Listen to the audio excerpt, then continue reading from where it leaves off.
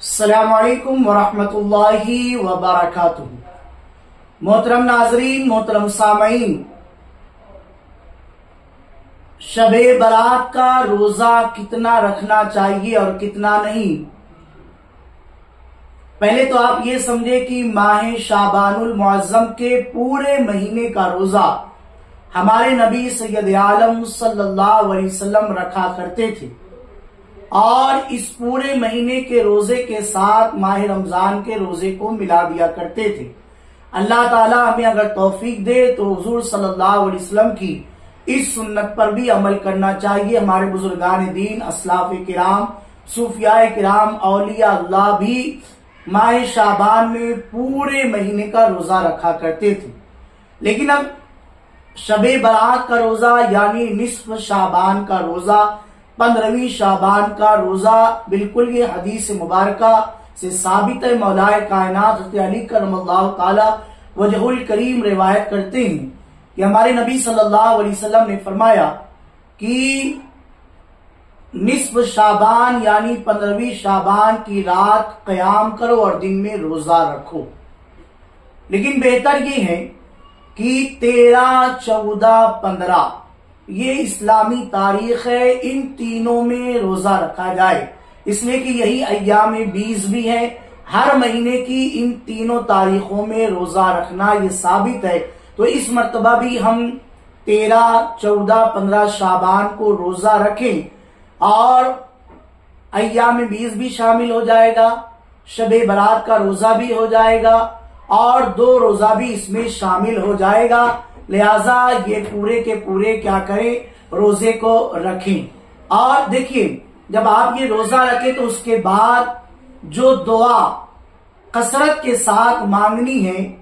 اور جو وظیفہ ہمیں پڑھنا ہے، تو وہ وظیفہ سب سے بہتر یہی ہے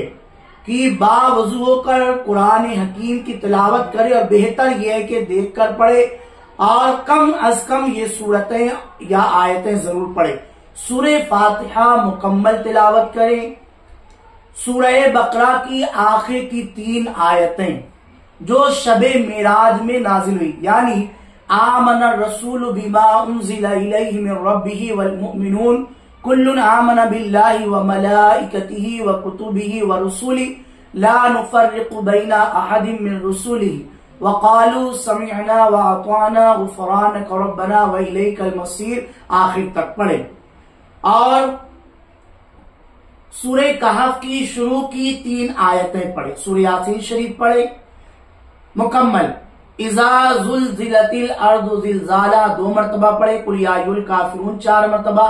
اور قل واللہ احد 3 مرتبہ پڑھیں۔ ان سورتوں اور آیات کی بڑی فضیلت ہے جو مشکوٰۃ شریف میں بھی درج ہے،